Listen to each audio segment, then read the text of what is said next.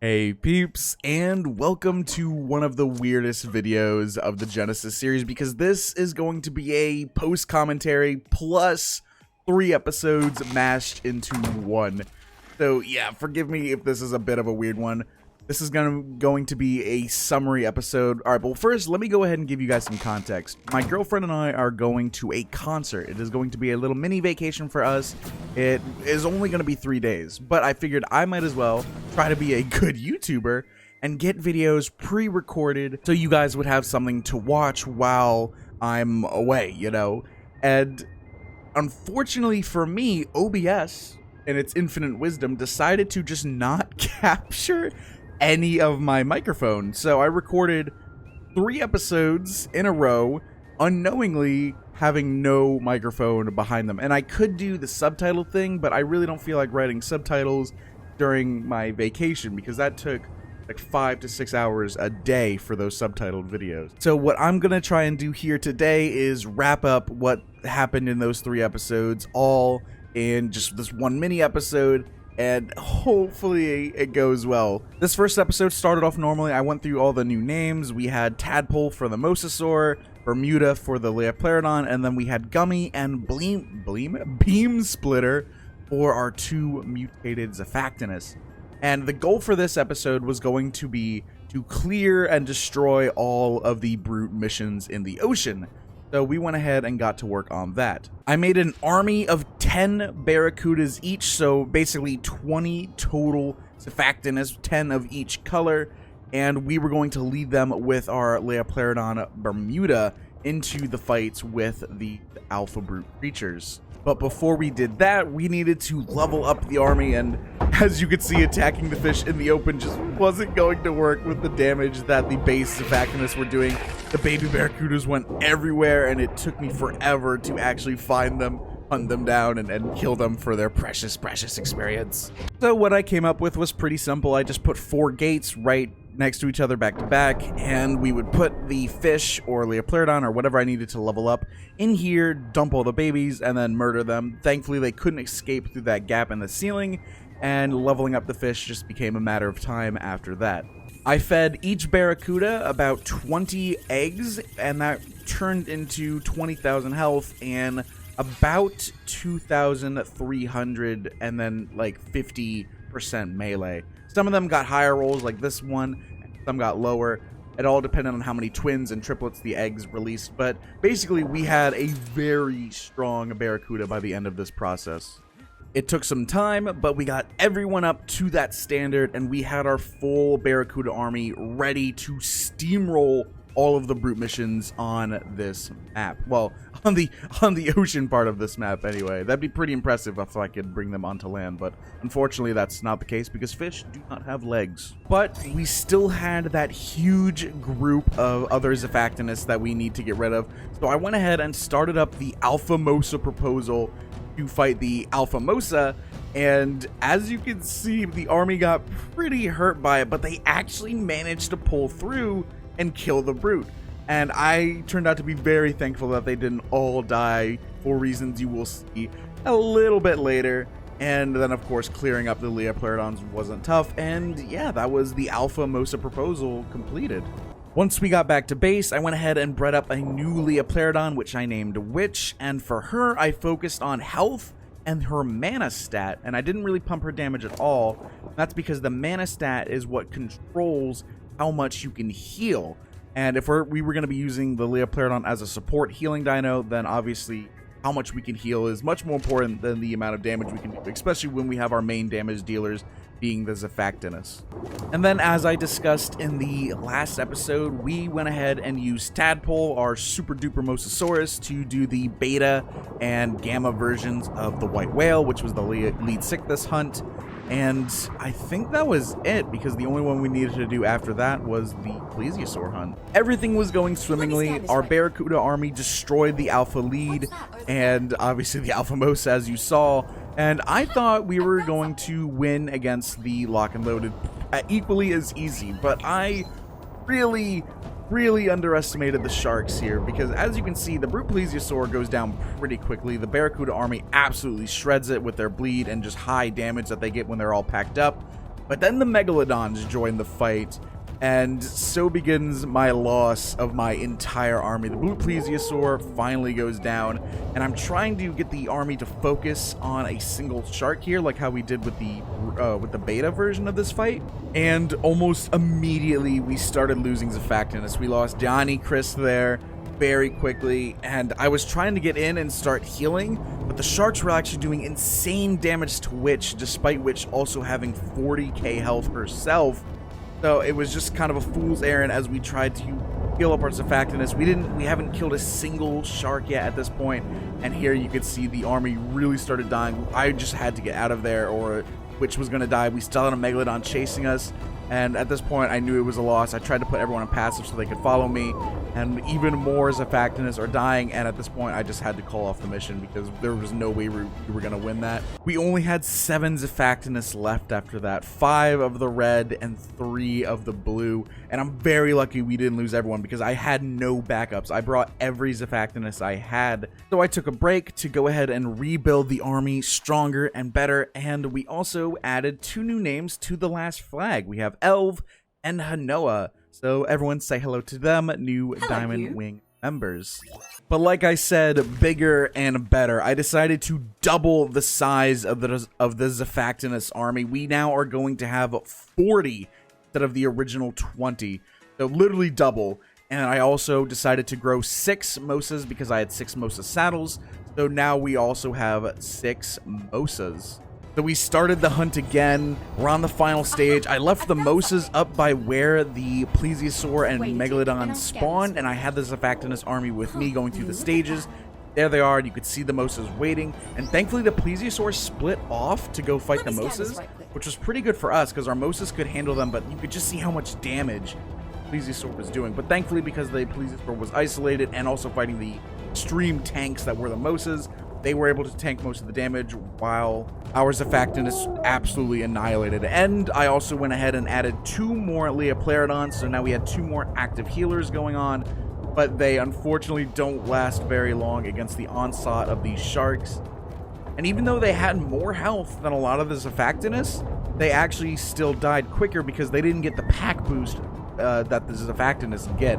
But we played this a lot smarter. I tried to make them target the sharks. Unfortunately, they all teleport away, and there goes our first Leoplerodon. Doc, the poor boy, was murdered in cold blood. But yeah, the Zafactinus AI was very strange. They kept swimming away, and they started splitting up again, so I really kept trying to focus one target, and it was working a lot better than the last attempt. You can see we've already got 2 of the Megalodons super hurt. There's so many damage numbers. It's absolute chaos. And we're really trying to start to melt these Megalodons. Unfortunately, I picked a Megalodon that wasn't super hurt, but as you can see, they absolutely melted it once they actually all started to finally focus on it. And our Mosasaurs are freaking out, and the Mosasaur's speed actually worked as a double-edged sword for us because they were really good at avoiding damage, but as you can see, they're all gone at this point because they're all either stuck in air bubbles around the battle, or they have gone out of render distance because they swam so far away. But yeah, here we go, peeps. This is obviously going to be a win. There's only 2 Megalodons left, and we're absolutely shredding them once they focus fire. We haven't lost a single Zafactinus, and that'll continue for the entire rest of the fight. We only lost those 2 Leoplerodon. Not a single Zafactinus died. It was pretty huge. I was very happy with this new army and decided to keep it. I really liked the army composition we used to fight the Plesiosaur, so I decided to go ahead and go for that again, but I added 1 more Leoplerodon. So we now have 4 Leoplerodon to go with our 40 Zafactinus, 6 Mosas, and this was the army we were going to bring down to fight the final boss of the water biome, Moeder.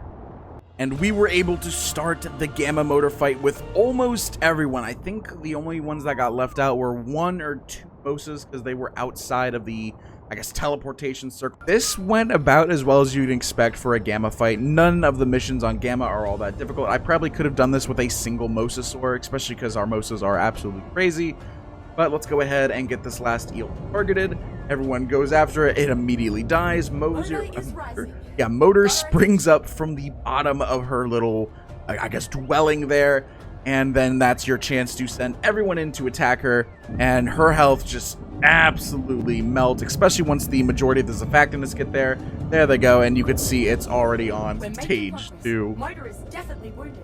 The Gamma and Beta fights went about as well as you would think they were. We kind of stomped it. The only difficulties that it gave us were the whirlpool sucking in the entire army, and just unfortunate eel placement that it took us forever to get to. But check out how fast they shred Motor's health here. This is Alpha Motor, almost 1 million health, and yeah, already stage 1 of this fight is done. You peeps were not lying when you said the Zafactinists murder Motor's health. That was insane. We dealt with her eels again, so she comes out of her hole, and I was just trying to really get a dermis at this point, so you can see me charging in here with the dermis tool, because I really wanted a dermis, and she like teleports out of my face, and I couldn't get it, and I was like, no, give me the dermis, and I swear I was smacking her, but it wasn't giving it to me, and just like that, the second stage is done, because the eel, or the Zafactinists are absolutely brutal to Motor's health pool.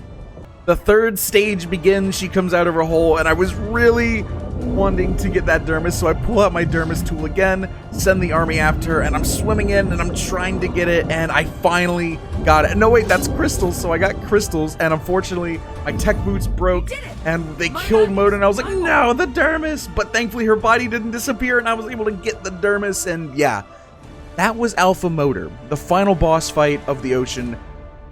Was, yeah, it was way easier than almost any of the other brute fights. Now, granted, we did have 40 Zafactinists, 6 Mosas, and Leoplerodons to heal them the entire time, but even with about that same setup, the Plesiosaur fight was still much harder. I was shocked by how fast we killed her, and also, I noticed her tail was still moving, so I made a joke about her actually just playing dead here, instead of actually being dead, to make the survivor feel good. He'd be like, oh, good job, you passed the test.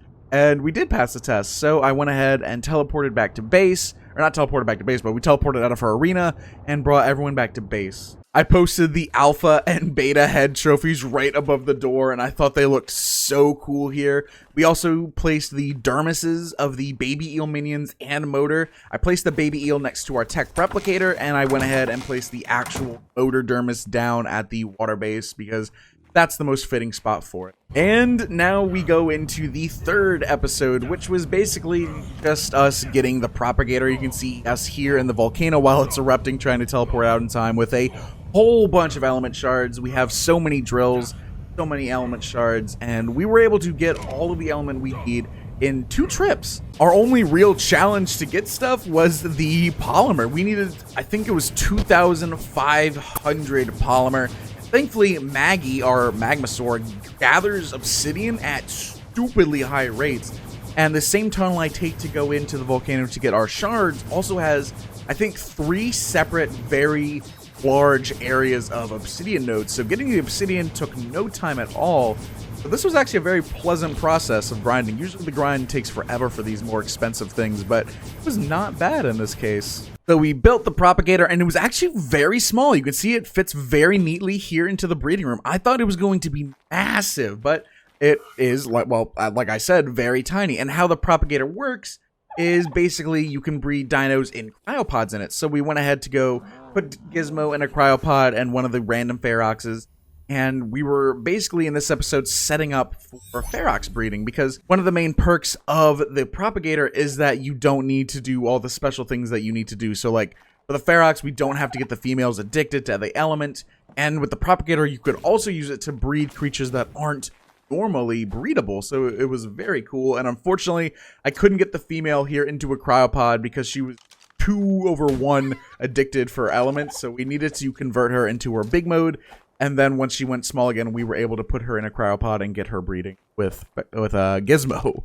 And the Propagator is really cool. As you can see here, it actually gave us a golden egg. So even if the creature normally gives live birth, it gives you a golden egg for them.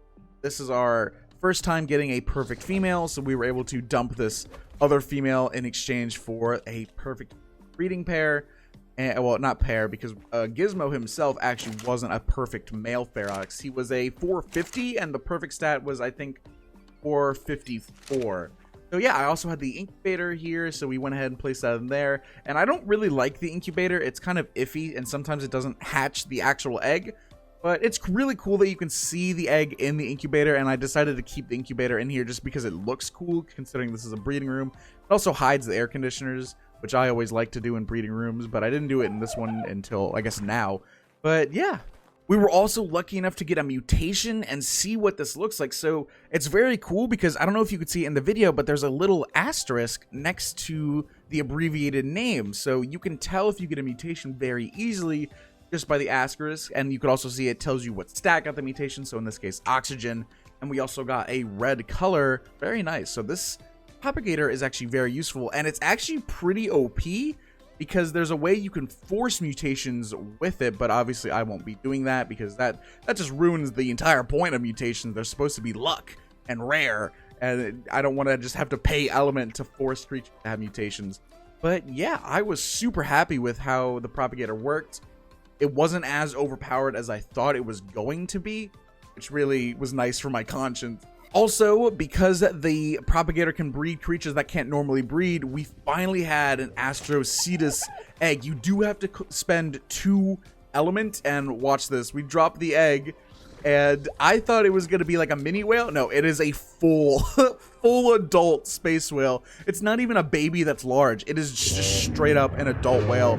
And I was stuck inside of it. And I was like, oh no. And then the problem sorted itself out because the whale like gave birth to me. It was so weird. Unfortunately, this space whale wasn't a perfect stat creature. And because it's not a baby, we can't actually imprint on it, which was kind of heartbreaking. I was very sad about because I wanted to get an imprinted and fully mutated space whale, but I kind of gave up on the idea of getting a fully mutated whale because, like I said, it costs 2 element per breed, because to make creatures be able to breed that can't normally breed, you do need to, pay a price for it. So, like I said, it's not as overpowered as I thought it was going to be, and unfortunately, we had to put the whale down. And it actually tricked me. I thought it was dead here, but it actually survived on like 1 health. So I was really confused as to why it wasn't dead. But of course, I eventually realized it was still alive, and we dealt the final blow. And then the space whale absolutely obliterated my ears with its death sound. And then oh yeah. I love ARK so much. This was horrifying in the moment. I was like, oh my god, what have I done? And I was like, oh, the poor whale just wanted to touch water one last time. And I decided to keep the corpse here. I could have harvested it, but I decided to keep it as a monument to all of my sins here at Schwalbe Genetics. And yeah, peeps, that's basically everything important that happened in these 3 episodes. I'm sorry that the recording didn't work out, and we couldn't do them as proper episodes, but hopefully this kind of lessens the pain of it, and this is a way I could actually upload them without having to waste my vacation editing subtitles or just deleting them and then having them be in a quick segment in the next episode. That way you peeps got to see what happened. And yeah, I hope you all enjoyed this very weird episode. Hopefully the next one will be normal. I went ahead and obviously fixed the mic problems because I'm talking now. But yeah, thank you all so much for watching, and I'll see you in the next episode. Bye-bye.